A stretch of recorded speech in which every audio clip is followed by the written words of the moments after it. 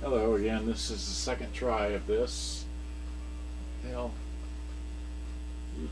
come on now, go home. No! This thing's just too touchy. There. Let me hold it up like that. There we go. What is today? Friday the 12th of January. I'm wasting too much time just doing that. Anyway, this is take two because the first time I didn't turn on the microphones, which I have. Okay. Here's this microphone. And over here is this microphone. All right.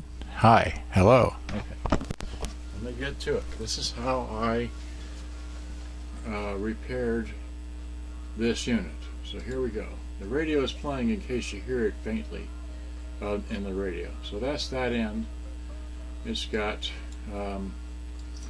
external speakers left and right, 4 to 8 ohms, headphones, beat cancel for your AM recording. It's got a DC in and your AC in. It's got world voltage as well.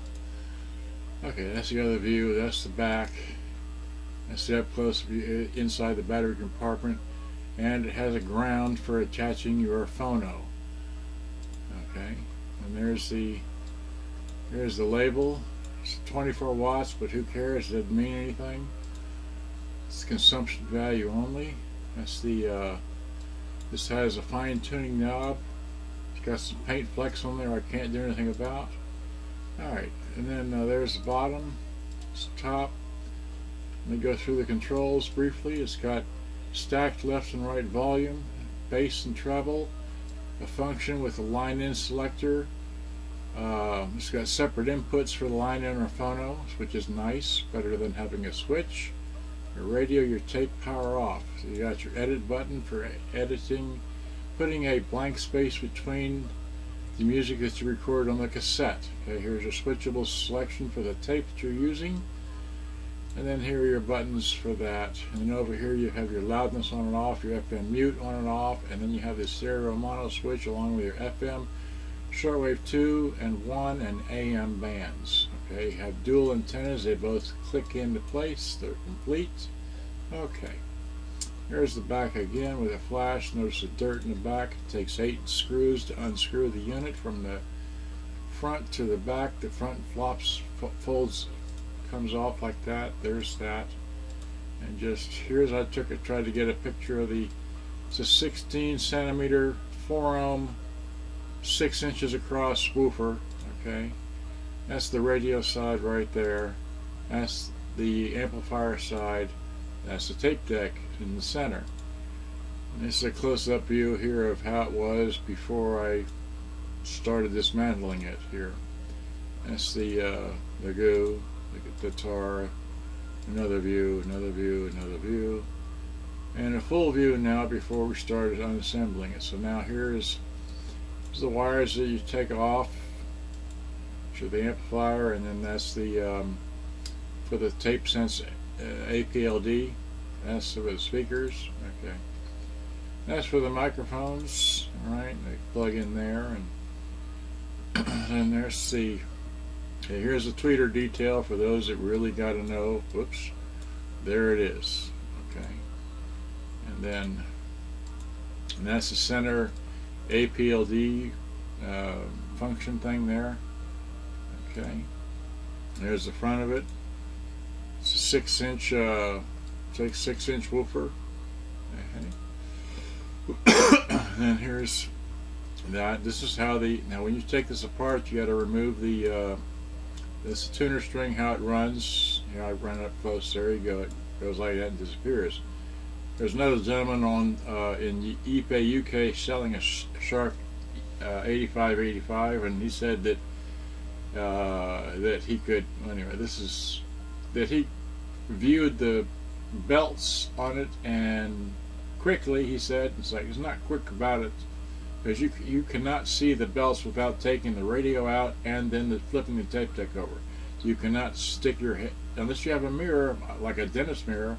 No way you can see the belts on this machine. Anyway, here's the 3 screws you take out. One more, that's 4, plus the one over here is 5 screws to remove the radio with, plus unplugging everything. Okay, so here I'm just, and then here I'm using a screwdriver to push up on the knobs to remove them from up underneath rather than, anyway. And so there are all the knobs off, okay, and then there's the top again, remove the top, starting to remove the radio. Thought I'd take some pictures of where the wires go, because these three separate wires here are for the antenna and the ground, I think, can't remember. And there's the plug for the radio that you unplug. Okay, and now you remove the radio. The radio is still plugged in for the amplifier on the lower plug there, which is that plug right there. Okay, now the radio is removed, and then I took it outside to get some outside views of the dual stack stereo and the left and bass and treble there. Okay, and here's a good view of the existing bad capstan tight idler, and then the capstan idler, and then the spindle take up. Notice how it's transferred all that tar onto that wheel. That has to be cleaned. We'll show you in a moment. Here it is again. Screws take out, takes 4. Remove the that rubber, and then take that out. Unplug this. So that goes. The motor goes here. It's tiny wires, but hey, that's what they used. Again, that's still the old belts. Just checking to see how the belts run. This is the this is the recording bar, which I cleaned. It's actuated by that little deal there and pushes it across left to right. Here's the tape deck out of the machine, the back side of it. Here is the gear that broke, and I'll show you that in a moment. This little tiny gear is the reverse wind gear. This is the forward wind. This is the main gear. It operates by a jack shaft on the back side, driven by a belt. Driven by that tire, which you can barely see. There's the tire. It's driven by that. This orange gear broke, sadly. Alright, another picture, takes a screw, still the old belts. Okay, still the old belt, remove that screw. Okay, here's the secondary belt. It's just over 3 inches. That's the old belt. This is the counter belt. It's over 5 3/4 roughly. And this is the flat belt, which is about just barely 5.5 inch. That's the old belt, so I put on something that's just a tad shorter. And here I'm pointing to this is the flywheel bearing. You have to remove that, okay? And that's, anyway, so there it is. That's with the original glue still in there. It's just, that's terrible. Okay. Here's where, okay. And then here is the parts I replaced with. Fortunately, I had them because I have a friend in Brazil, Cito Almeida. He sent these to me. He sent me that one, and he sent me these right here. These are for the Sharp. Let's see here.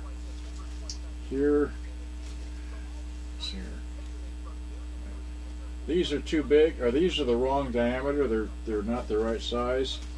And here's the gear bits.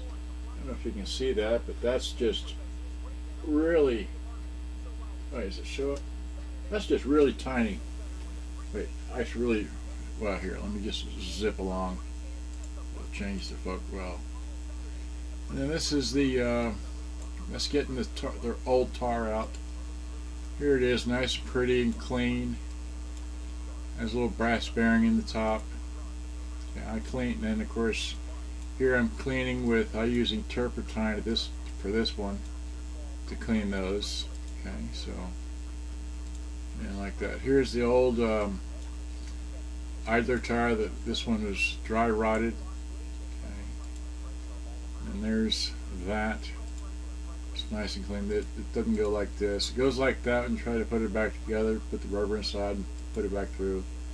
This is what it looks like when it's all nice and clean.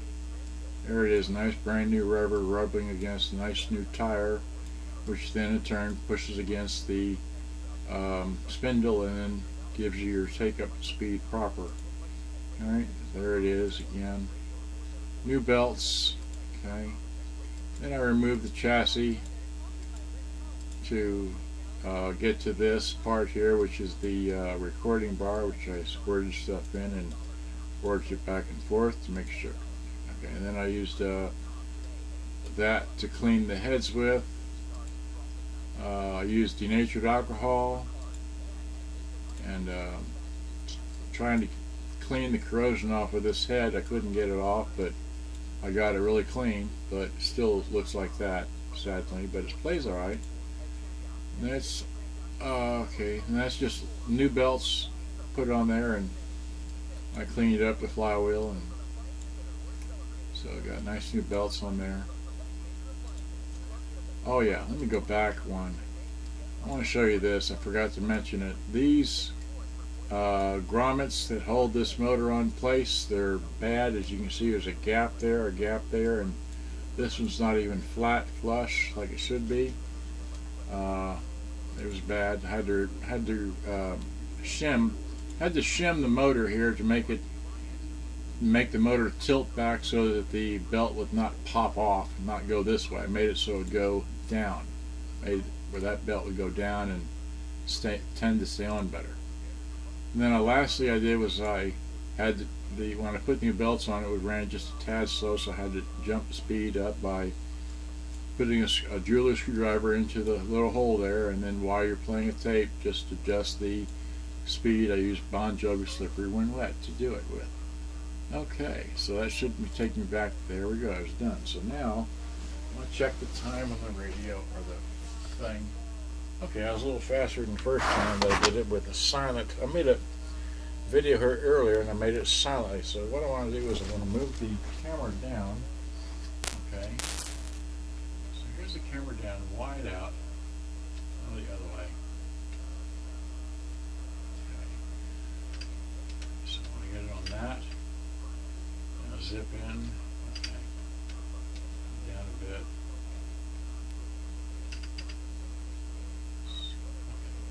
So what I want to do now is I want to make a quickie recording to show you that the cassette player does record. So I kick this out, eject, and let's see, what is this? B? Okay, B. Put it in B. Hit play. No, hit stop. Stop. That's this one. Okay. Hit record. Okay, now I have it on radio, so I'm going to play the radio briefly. Of course, because I have it in radio, it's not going to hear me talking, so give it some volume, tune the radio. So you see it's in stereo. And of course I could put the antennas up, but I'm not going to mess with all that. Okay, so it does do that. So now I'm going to flip it over to the tape. And I'm going to talk on the tune side here. So I'm talking to the tune side of the Sharp GF-8585, and then I'm going to step over here and talk into the side which has the needle and so on and so forth on this side. So every time I speak, the little needle pops up and says hello. Okay. So now I'm going to go back over here. Well, I'm going to stay over here, and then we're going to hit stop. Stop. Okay. So stop. Now, since the rewind is no longer there, we have to take it out, flip it over, okay? Hit fast wind for about that far, kick it out, flip it back over, and we should get online to gogomeds.com. There's the radio. Your information is in the system. Your prescription is delivered. Okay, I'm just going to go over here and note the time. It's 29. Okay, so if I'm talking.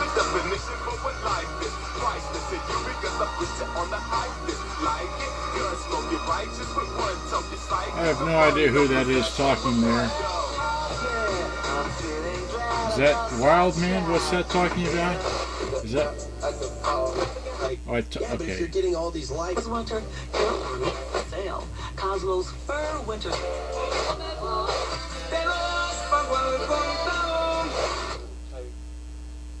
Talk on the tune side here, so I'm talking to the tune side of the Sharp GF-8585, and then I'm going to step over here and talk into the side which has the needle and so on and so forth on this side. So every time I speak, the little needle pops up and says hello. Okay, so now I'm going to go back over here, or stay over here, and Stay over here, and then we're gonna hit stop. Stop. Band up here for the. Okay. So hopefully you could hear that. Let's see, where are we at? 15 minutes. Golly. All right. Well, here, let me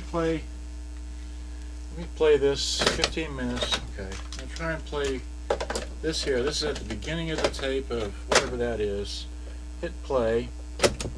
Hit fast forward, which will engage the APLD. And I'll go through the first song into the next song and then stop and play again. So, and just gotta wait for it to happen. 40 seconds. Okay. Well, maybe that doesn't have. Maybe that's too long of a song. Here, let me play some doobies real quick. Let's see here. Try to do this before the thing runs out of. So stop. Play. Okay, great. So now we're playing. Hit fast line. I want to get this before this thing breaks into two files. Oh, come on now. There it goes. Great. Hopefully I've gotten the two